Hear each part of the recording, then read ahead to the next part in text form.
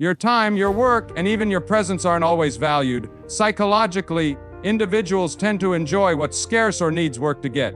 When something is consistently available, it's sometimes taken for granted. This applies not just to items and opportunities, but also to relationships. If you're constantly accessible, if you never create boundaries, and if you never make people earn your time or respect your space, they instinctively learn to regard you as someone who doesn't need to be appreciated.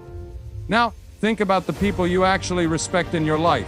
What attributes do they share? Do they say yes to everything? Do they allow others to take advantage of them? Probably not.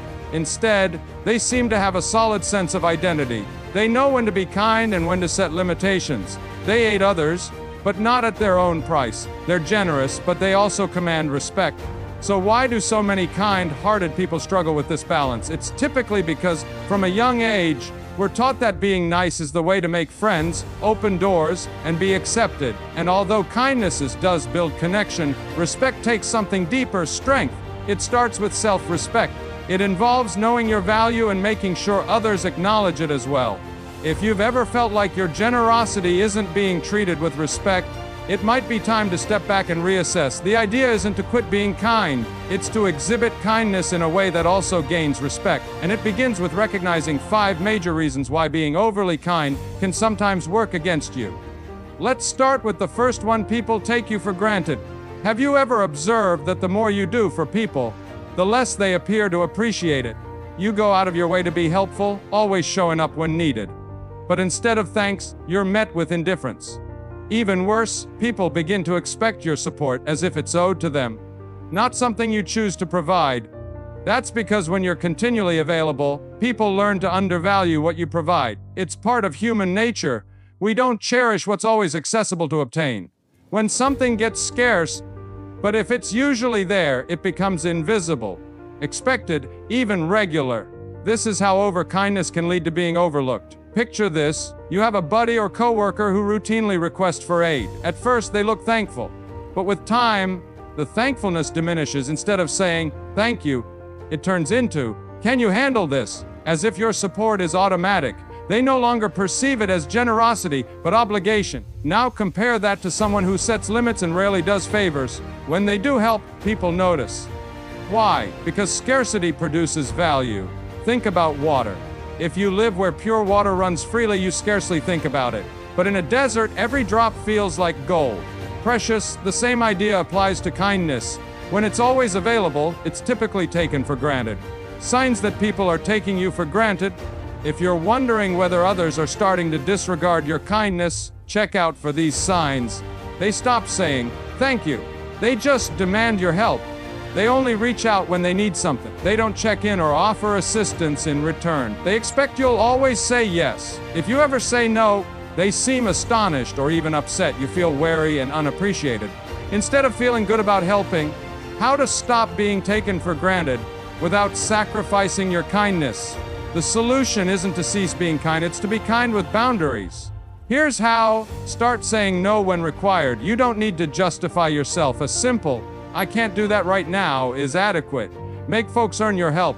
This doesn't mean being selfish, but if someone only calls you when they need something, see whether they're willing to give back. 2. Give because you honestly want to, not out of guilt or pressure. Prioritize yourself. Your time and energy matter. Helping others shouldn't cost you your personal well-being. When you set boundaries, something amazing happens. People start respecting you more. Instead of presuming your friendliness, people begin to appreciate it. And most crucially, you start appreciating yourself more too. In the next section, we'll discuss another important reason why excessive kindness might backfire. You can accidentally come across as weak. Let's dive in. Reason 2: you come across as weak. It may sound harsh, but here's the truth. If you're overly friendly without setting limits, people could start considering you as weak, not sympathetic. Society frequently associates kindness with softness. And while kindness is undoubtedly a quality, if not balanced, it can be mistaken for a lack of confidence or self-respect. Why being too kind might make you look weak?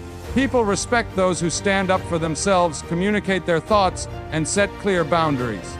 If you're always pleasant, always accommodating, and never push back, others may subconsciously think you lack inner power. They may not purposefully disrespect you, but they won't perceive you as someone whose presence commands attention and appreciation. Think about persons who are highly respected. Are they always the first to bend over backward for others? Probably not.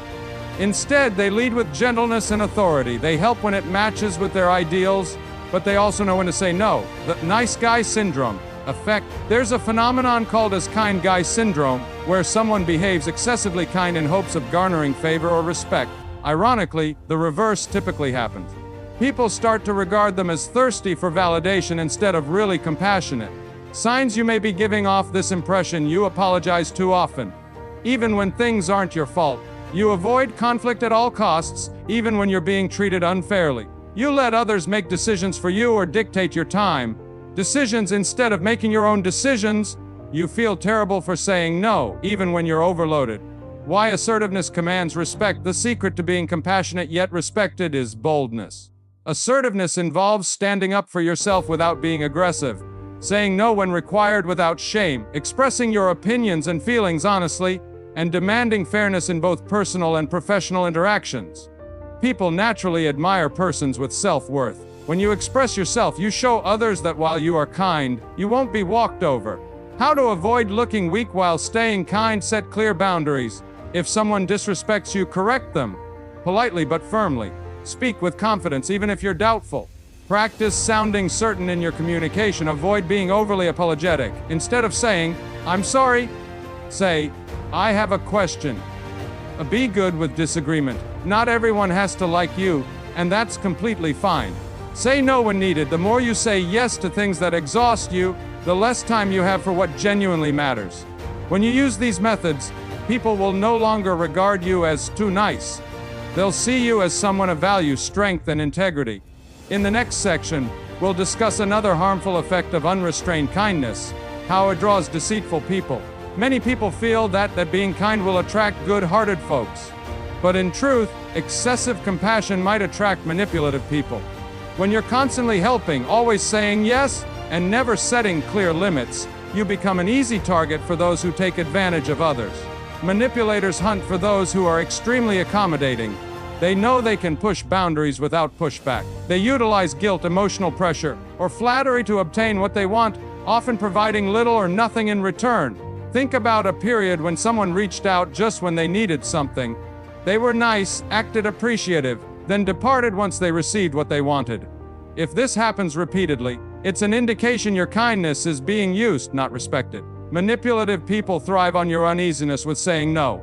They know you feel awful turning people no, so they keep pushing, expecting more and more. Eventually, you end up tired, wondering why you're continually giving while others merely take. The problem is, many kind-hearted people struggle to spot manipulation because they assume others think and feel like they do. They think that treating people with respect and charity will be reciprocated in kind. But not everyone shares those values. Some regard kindness not as a virtue, but as a weakness to exploit. This is why some of the most compassionate persons typically find themselves in one-sided relationships, whether in friendships, family, or the workplace, where they consistently give and rarely receive. If you feel like you're being taken advantage of, ask yourself these questions. Do specific people only reach out when they need something? Do they look insulted or distant when I say no? Do I feel depleted after connecting with them instead of fulfilled? If the answer is yes, it may be time to reassess such connections. The greatest way to protect oneself is by creating clear limits. It's perfectly great to help others, but there should always be limitations. If someone values you just for what you can do for them, they don't actually respect you. Learn to spot manipulation strategies like guilt-tripping, passive aggression, or excessive flattery followed by a request. Once you know these patterns, you can reply boldly without falling into the trap of endless giving. Being kind doesn't imply being a doormat. True kindness is about discernment, knowing when to offer and when to stand back. When you stop allowing yourself to be controlled, you'll notice a shift. The people who actually care about you will remain, while those merely concerned in their own benefit will slip away. And that's a good thing. In the next section, we'll address another hidden hazard of excessive kindness: how it can lead to the repression of your own needs, leaving you drained and unfulfilled. One of the biggest pitfalls of being overly compassionate is that you begin to deny your own needs without even realizing it. You become so focused on making others happy, assisting them, and avoiding conflict that you forget to prioritize yourself. Over time, this leads to tiredness, frustration, and a sensation of losing yourself in the process. At first, it may feel fantastic to be the one everyone relies on. You take delight in being trustworthy and always turning up for people. But as time goes on, you start to recognize that your personal needs are frequently pushed aside. Perhaps you cancel your plans to accommodate someone else. Maybe you hold back on something that troubles you to avoid upsetting anyone. Maybe you feel drained but still say yes because you don't want to disappoint folks. The difficulty with this practice is that it generates an imbalanced life. When you always put others first, you leave no room for yourself. Your dreams, goals, and well-being get buried under the weight of everyone else's expectations. The worst part, many folks won't even notice your sacrifices. They'll continue to expect more from you because you've conditioned them to believe you'll always be there, no matter what. This might lead to feelings of irritation and even resentment. You can feel unappreciated, wondering why no one is there for you the way you are for them. But the reality is that others follow the example you set. If you never prioritize yourself, neither will they. You never state your needs, and no one will assume you have any. The first step to breaking this loop is acknowledging that your needs count just as much as anyone else's. It's not selfish to take care of yourself, and it's not bad to say no when you're overwhelmed. It's not harsh to set boundaries and expect people to respect them. In fact, the more you regard your own well-being, the more others will learn to respect you as well. Start by checking in with yourself. When was the last time you did something entirely for your own happiness? Are you continually fatigued from offering too much? Do you hesitate to communicate what you genuinely want? If so, it's time to adjust your mentality. Being kind should never mean disregarding oneself. True compassion requires self-care, self-respect, and the bravery to stand up for your own needs. In the next section, we'll address one of the largest misconceptions about kindness: the assumption that it immediately generates respect. The truth is, respect is not given freely, it is earned. Let's discuss why being kind alone is not enough to obtain the respect you deserve. Many people feel that kindness automatically gets respect, but the truth is, respect is not given just because you're polite. While compassion is a wonderful attribute, it's not the single element in how people view and treat you. Respect is acquired via confidence, aggressiveness, and the capacity to stand up for yourself when necessary. If kindness is not tempered with strength, people may appreciate you, but they may not necessarily respect you. Think about the people you actually respect in your life. Are they merely kind, or do they also have a powerful presence? Do they set boundaries? Do they demand attention when they speak? Chances are, the individuals you respect most are not only good-hearted but also steadfast in their values. They do not allow others to walk all over them, and they do not seek acceptance by excessive giving. One of the main reasons compassion alone does not ensure respect is that people generally link respect with strength. If you are constantly accommodating, always willing to compromise, and never express yourself, people may subconsciously regard you as someone who lacks confidence. This doesn't mean they detest you, but they may not regard you as someone whose opinions, time, or presence should be valued as highly as those who impose themselves. Another reason kindness alone falls short in winning respect is that people value consistency more than generosity alone. If someone is polite but also firm in their boundaries, people know where they stand. However, if someone is exceedingly friendly but easily swayed, their words and deeds may not hold as much weight. People respect people who are loyal, who stay true to their ideals, and who aren't afraid to say no when required. If you've felt that others like you but do not respect you, ask yourself, do I hesitate to speak up when I disagree? Do I value others' comfort over my own well-being? Do I feel like people take my needs for granted? If you've been taking kindness for granted, the solution isn't to quit being kind, but to mix compassion with assertiveness. Speak with confidence, set boundaries, and make it obvious that your time and effort are valuable. When you do this, people will start to regard you as someone who is both kind and deserving of profound respect. In the next section, we'll discuss how to go from being overly nice to earning respect, all while keeping your kindness intact. This third phase helps you to recover control over how people view and treat you, ensuring that your kindness is actually appreciated rather than overlooked. If you've noticed that your compassion has been costing you respect, The good news is that adjustment is achievable without becoming cold or harsh. The goal is to blend kindness with strength, confidence, and self-respect. People respect those who value themselves, set limits, and remain steadfast in their judgments. When you start making these modifications, you'll notice a dramatic difference in how others regard you. The first step is to establish clear boundaries. Being kind doesn't mean saying yes to everything. Learn to detect when a request surpasses your limits and say no without feeling bad. If someone only approaches you when they need something, it's time to consider whether that friendship is genuinely useful. Your time and energy are valuable, and you should guard them as much as you offer them. Next, practice assertiveness. Many people confuse assertiveness with hostility, but they are not the same. Being assertive means speaking up for yourself, expressing your needs, and making decisions based on what's best for you, not merely to satisfy others. If someone takes advantage of your kindness, call it out quietly but strongly. Let others know that while you are kind, you are not weak. Another key step is to cease seeking validation through compassion. If you are kind because you honestly want to be, that's amazing. However, if your kindness arises from a fear of rejection, criticism, or discomfort, you're giving away your authority. True respect comes when others see that you are kind by choice, not because you're frightened of losing their favor. It's also vital to be selective about where you invest your kindness. Not everyone deserves your generosity. Surround yourself with individuals who recognize and respect your efforts, and remove yourself from those who constantly take without providing anything in return. Real relationships are built on shared support, not one-sided sacrifice. Lastly, start valuing yourself in the way you want others to respect you. Respect begins with self-respect. If you continuously put yourself last, others will do the same. If you let others walk all over you, they will assume it's acceptable. But when you prioritize your well-being, set standards for how you want to be treated, and carry yourself with confidence, others will follow your example. Being nice is a lovely attribute, but it should never come at the expense of your own self-worth. Don't allow your self-worth come at the price of others. The most respected individuals are those who are sympathetic yet strong, generous yet intelligent, helpful yet strict in their boundaries. When you embody this equilibrium, you won't need to worry about whether people respect you. They will effortlessly. Now it's time to take action.